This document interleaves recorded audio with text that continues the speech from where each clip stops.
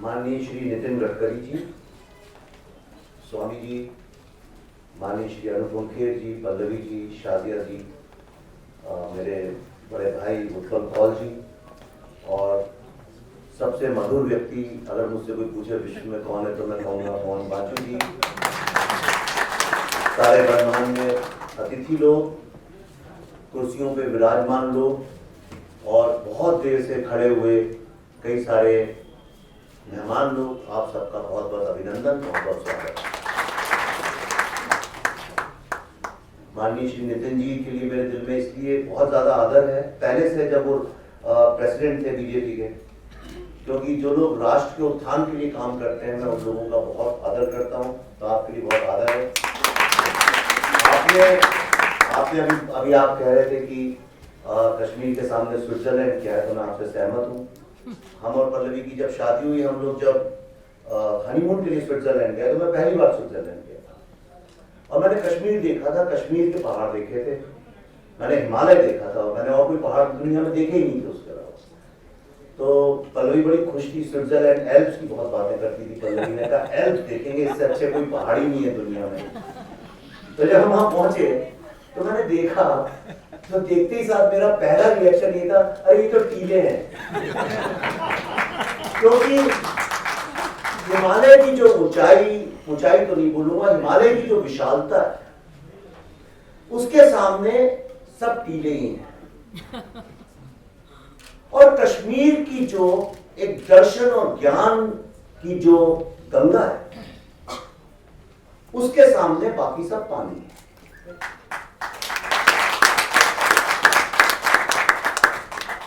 मैं अक्सर कई दिनों से, चूंकि अब फिल्म रिलीज हुई है तो तमाम लोगों से बात होती है, फंक्शंस में जाता हूं, पॉलिटिक्स में भी बात होती है, कभी सड़कों पे, कभी विधानसभाओं में,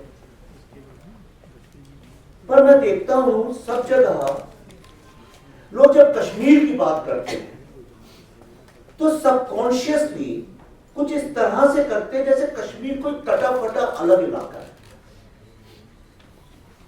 आप माने या ना माने, मैं डायरेक्टर भी हूं, राइटर भी हूं, थोड़ा मेरा जजमेंट अगर आपको लगता हो ठीक है, तो मेरे को हमेशा ये बात अखरती है कि कश्मीर को हम लोग कुछ ऐसे बात करते हैं कि कुछ स्पेशल केस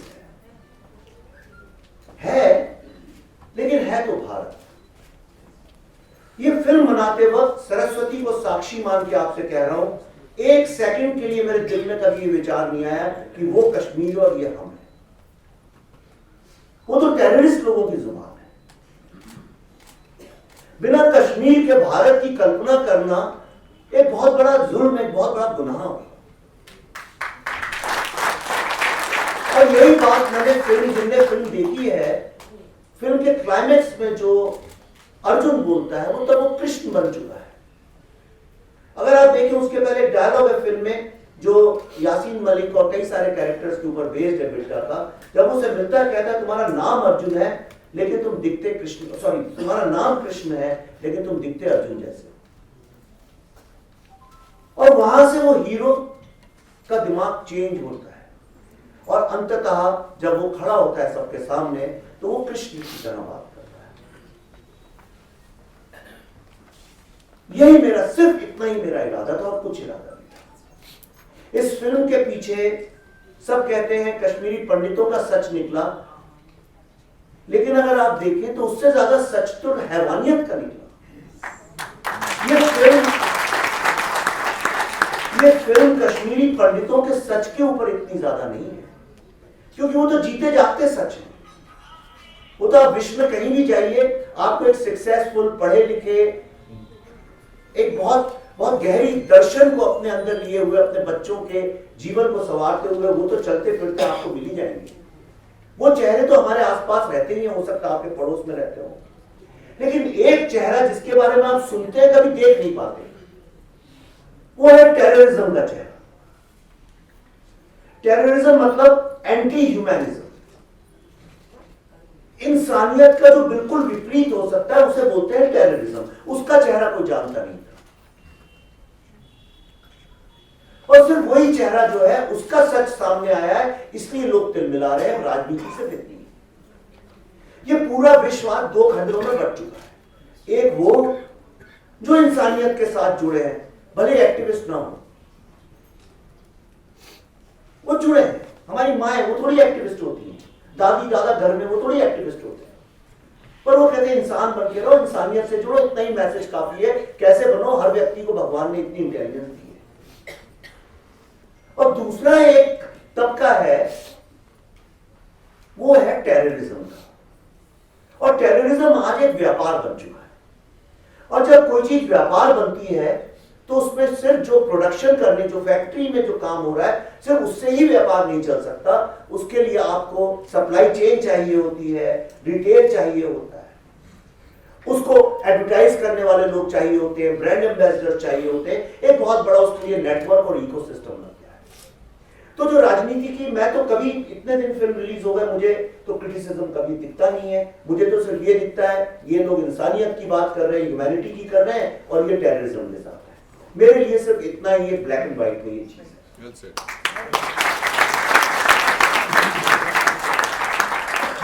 अब सवाल ये उठता है कि कश्मीर आखिर है क्या, और क्यों कश्मीर इस विश्व के लिए इतना इंपॉर्टेंट है कि वो उसको तबाह करने पे लगे हैं। ये कश्मीर कि जिस दिन भारत का बच्चा बच्चा इंपॉर्टेंट समझ जाएगा, कश्मीर से टेररिज्म खत्म हो जाएगा। क्योंकि फिर वो सिर्फ कश्मीरी पंडितों का ही मसला नहीं रह जाएगा, वो भारत में हर सांस लेने वाले व्यक्ति का मसला बन जाएगा।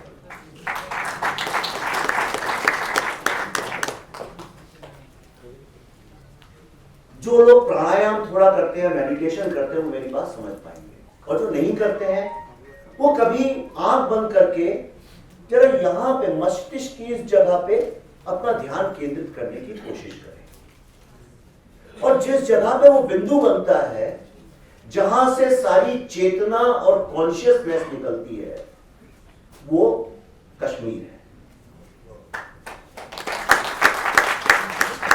भारत का जितना भी चिंतन और दर्शन है, और वो दर्शन जिसको आज पूरा का पूरा विश्व अडॉप्ट कर रहा है, वो कश्मीर में पनपा।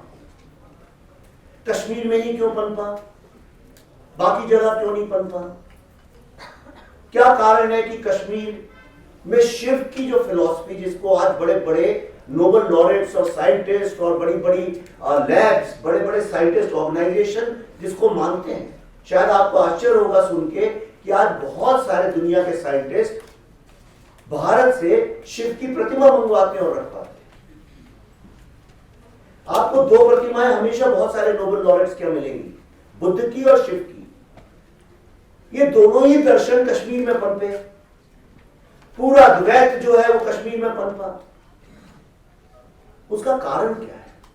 उसका कारण यह है कि आप कभी जाके कश्मीर वैली में खड़े होइए, और जो थोड़ी स्पिरिचुअलिटी समझते हो वो मेरी बात को समझ पाएंगे, जो नहीं भी समझते हो अगली बार कभी जाए तो आप ध्यान दीजिएगा। आप जब एल्प्स के सामने खड़े होते हैं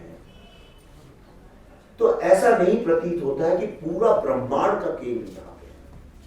लेकिन आप जब कश्मीर की घाटी में खड़े होते हैं, कभी सोनमर्ग में खड़े हो जाइए, गुलमर्ग में खड़े हो जाइए, तो आपको ऐसा लगेगा कि पूरे ब्रह्मांड का केंद्र है।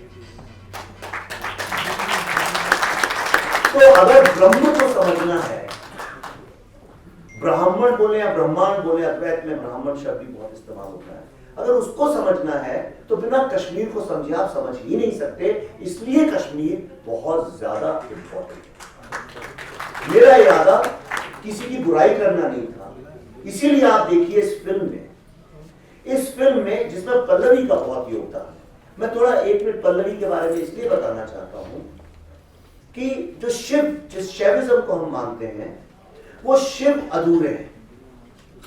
शिव पूर्ण तब होते हैं जब कॉन्शियसनेस उनमें आती है, और वो कॉन्शियसनेस है पार्वती। कोई भी कार्य बिना कॉन्शियसनेस के नहीं होता है। पल्लवी इस फिल्म की कॉन्शियसनेस बनी, और पल्लवी का ये आइडिया था जो हम सब ने बिलीव करके फॉलो किया कि इस फिल्म में किसी की बुराई नहीं होनी चाहिए। और जिन लोगों ने फिल्म को ध्यान से देखा है, अब सोचिएगा जरा, अब आप जरा सोचिएगा इस विषय में। इस फिल्म में किसी की भी एक बार भी बुराई नहीं है। इस फिल्म में पाकिस्तान शब्द का भी इस्तेमाल नहीं हुआ। इस फिल्म में किसी मुस्लिम की भी बुराई नहीं है। इसमें किसी की बुराई नहीं है। इसमें सिर्फ जिन लोगों पे आतंक हुआ, सिर्फ उस एक परिवार के दर्द की कहानी। और अगर किसी का दर्द किसी के अंदर हैवान या हैवानियत निकाल रहा है, तो उसको इलाज की, कृपा की और आशीर्वाद की आवश्यकता है। जो भी इसको कहता है ये गलत है या ये सही नहीं है या बुरा काम है, उन लोगों को आशीर्वाद दें, उनको दुआ दें कि ईश्वर उनके दिमाग का कुछ इलाज करे ताकि वो इंसानियत की तरफ देखें।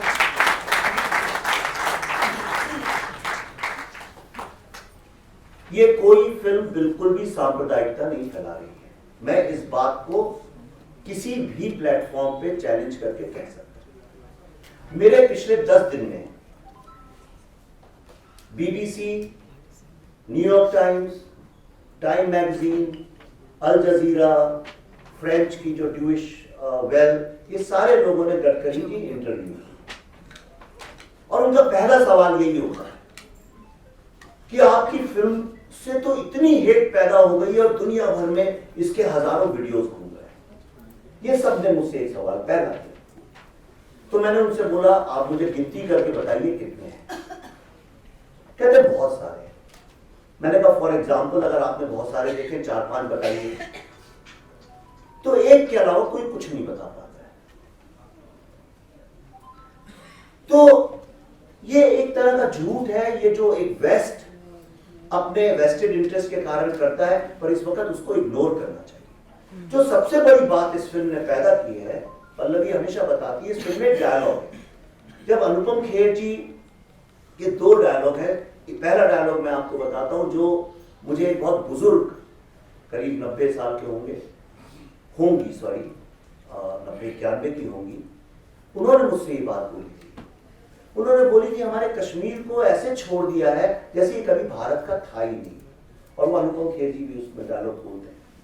और जब ये घर से निकाले जा रहे हैं तो वो कहते हैं देखो एक पत्रकार है, और पत्रकार किस पे बेस्ड है आप सब जानते ही होंगे। वो तो उसमें पत्रकार से कहते हैं कि हमारे साथ जो बीत रहा है अभी 1990 में, ये तुम पूरे भारत में बताओगे कि नहीं?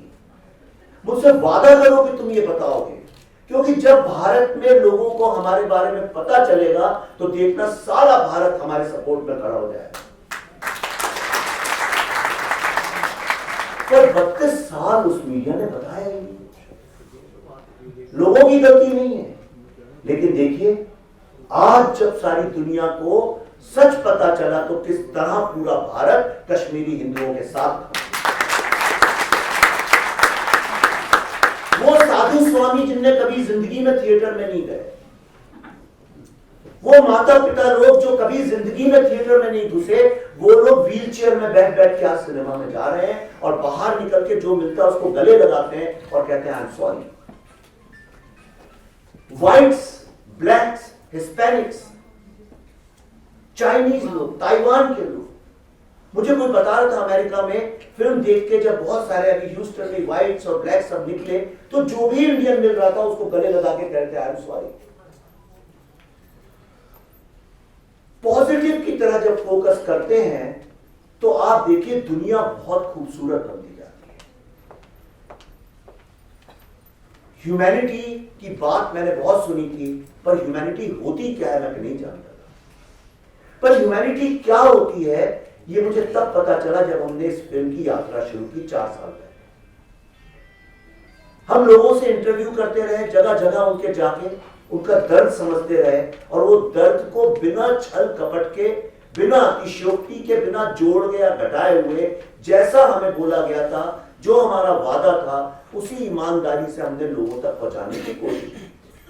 और आज उस दर्द में देखिए कैसे पूरा का पूरा भारत जुड़ गया है। और ये एक फिल्म की नहीं, ये सत्य की सफलता है। जब सत्य बताया जाता है तो लोग उस पर विश्वास करते हैं। अंत में अंत में मैं आपसे एक हाथ जोड़ के एक निवेदन भी करना चाहता हूं। ये बहुत हमारे यहाँ प्रथा भी है, कोई चीज चल जाती है तो लोग काफी सर पे उठाते हैं, सारा का सारा श्रेय व्यक्ति को देते हैं। कृपया ऐसा गुनाह ना करें। ये सारा श्रेय मेरे मत्थे मरने का बहुत बड़ा प्राप हमसे हो जाएगा, कृपया ये ना करें। ये फिल्म सिर्फ हमारी मेहनत से नहीं बनी, इसकी सफलता का श्रेय सिर्फ हमें नहीं जाता है। गडकरी साहब, मैं अभी कुछ दिन पहले भोपाल में था तो मुख्यमंत्री जी से ऐसी कुछ बात हुई थी, उन्होंने कहा था 2 पौधे लगाएंगे, वो हर रोज पौधा लगाते हैं। तो मैंने कहा मैं आऊंगा तो जरूर लगाने, एक शर्त पे उन दोनों पौधों के नाम शिव और शारदा होना चाहिए। तो इमीडिएटली वो मान गए। पर उस दिन हुआ क्या, गलती से जो कुछ अफसर रहे होंगे 2 की जगह 3 पौधे लगा दिए और तीसरे में नाम नहीं था, 2 में नाम था शिव और शारदा। तो मुझसे उनने वहां शिवराज सिंह जी ने पूछा कि अच्छा भैया आप ही बताइए तीसरे का नाम क्या रखें। मुझे आधा सेकंड भी नहीं लगा, मेरे मुंह से निकला श्यामा। तो मुझसे पत्रकार लोग कहने लगे कि भाई ये श्यामा कौन है। मैंने कहा श्यामा प्रसाद मुखर्जी। तो आपको आश्चर्य होगा, दूसरा सवाल पत्रकार साहब का था, लेकिन साहब वो तो बंगाली होगा, कश्मीर से क्या लेना देना। तो मैंने उनसे कहा आप ये बताइए, यहाँ पे शंकराचार्य हिल है कश्मीर में, शंकराचार्य तो केरला का था, उनका क्या लेना देना इससे। बुद्ध तो कहीं और पैदा हुए तो उनका इससे क्या लेना देना। कश्मीर से सबका लेना देना है। तो ये जो सफलता है ये श्यामा प्रसाद मुखर्जी जी की। ये सफलता जो इसके पहले 6 एक्सोडस हुए उसमें जिन लोगों की जानें गई, जिनके घर गए, ये उन लोगों की।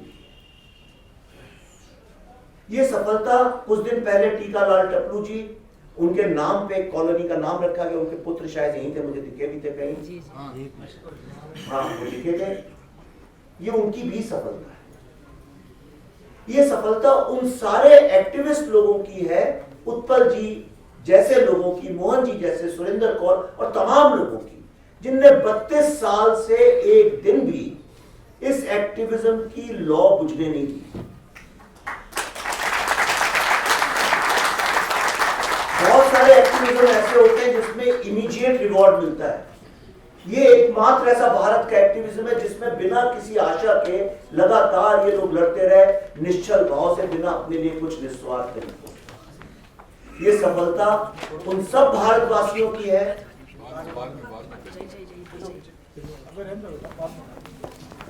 यहां भी एक खाली है। ये सफलता उन सब भारतवासियों की है जिन लोगों ने अपने बच्चों को इंसानियत की विद्या दी है। मैं आपको बिल्कुल बिना किसी छल के कह रहा हूं, ये पूरे भारत की, पूरे इंसानियत की सफलता है। ये किसी एक व्यक्ति की सफलता नहीं है। ये सफलता गडकरी जी जैसे पॉलिटिशियंस की है, ये नरेंद्र मोदी जी जैसे पॉलिटिशियंस की, अमित शाह जी जैसे पॉलिटिशियंस की। और ये इस बात का भी सबूत है कि बहुत सारे लोग चाहते हैं कि हम एक ना हो, यूनाइटेड ना हो। इसके लिए पत्रकारिता का भी इस्तेमाल किया जाता है और कई बार विधानसभाओं का। पर ये छोटी मोटी जो चीजें हैं उस पर ध्यान देने की बजाय हम ये देखें कि जब एक नए भारत का निर्माण हो तो उसमें कश्मीर को हम अलग ना समझें। हम कश्मीर हैं उसी तरह जैसे हम तमिलनाडु, हम कश्मीर हैं उसी तरह जैसे हम बंगाल, हम कश्मीर है उसी तरह जैसे हम महाराष्ट्र। बिना कश्मीर के भारत का दर्शन, ये पूरा जो इंसानियत का, ह्यूमैनिटी का जो कॉन्सेप्ट है, इसका कोई अर्थ नहीं। इस फिल्म के पीछे के व्यक्ति भावना की। अंत में मैं आपसे एक बात और बोलना चाहता हूं, ये सफलता उन सब माओं की भी है, उन सब पिताओं की जिनने इतना त्याग, इतना सैक्रिफाइस, जिसकी कल्पना करना मुश्किल है। अनुपम खेर जी का एक सीन है जो कि एकदम सत्य घटना पे आधारित है। जब वो उनकी आंख खराब हो जाती है, डॉक्टर के पास जाते हैं। उस जमाने में कैटरेक्ट के लिए लेंस लगते थे आंखों में। तो डॉक्टर कहता है कि तुम्हारे को महंगा लेंस लगाओ कि सस्ता लेंस। तो कहते हैं सस्ता लेंस लगाओ, क्योंकि पैसे तो उतनी मिलते हैं पेंशन के, तो बच्चे की पढ़ाई के लिए वो पैसे चाहिए। वो कहता है तुम अंधे हो जाओगे। कहता है अंधा होना मंजूर है, पर बच्चे को पढ़ाई होनी चाहिए। ये कहानी सत्य है। ये उस पिता की है जिसका बेटा, जिसने वाकई में अपनी आंखों में सस्ता लेंस लगवाया, आगे चल के जो अंधे ही हो गए, और उनका बेटा इंडियन आर्मी में गया और कारगिल वॉर में जाके शहीद हुआ। उसका नाम है अमित, मेजर अमित कौर। ये कहानी मुझे उसके छोटे भाई ने बताई। ये ऐसी एक कहानी नहीं, ऐसी तमाम कहानियां। जो एक बिस्किट वाली है, वो मुझे एक महिला ने बताई कि मेरे पिताजी रोज पार्ले जी का एक बिस्किट लेते थे, जुबान से लगाते थे और वापस रख लेते। ये तो बहुत बखूबी निभाया। और देखिए कितनी बड़ी ये महानता है कि आप विश्व के किसी भी कोने में चले जाएं। आज पूरे विश्व में क्राइसिस है ट्रस्ट की। लोग एक दूसरे पे विश्वास नहीं करते, ट्रस्ट डेफिसिट की। लेकिन इन माओ, कितनी धन्य है ये मां, इन सबके पांव धो के हर भारतवासी को पीने चाहिए कि आज विश्व में जहां भी किसी भी कोने में चले जाइए, और अगर आप कश्मीरी अपने भाई बहनों के बारे में पूछें कि इनकी क्या एक चीज है जो आपको सही लगती है, तो वो कहेंगे वी कैन ट्रस्ट दैम।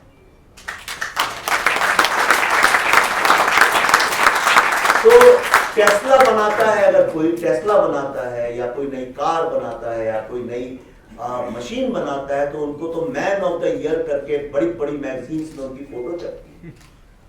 तो क्या वो मां और बाप जिनने ऐसे बच्चों का निर्माण किया जिस पे पूरा विश्व विश्वास करता है, उनकी फोटो कहां छापे? तो मेरी आपसे निवेदन है, उनकी तस्वीर अपने दिलों में लगाइए। अब ये अपनी मां पिताओं के सैक्रिफाइस का उनको वापस देने का टाइम है। आप सबने फिल्म पे विश्वास किया, इसको प्यार दिया, उसके लिए धन्यवाद, बहुत बहुत धन्यवाद।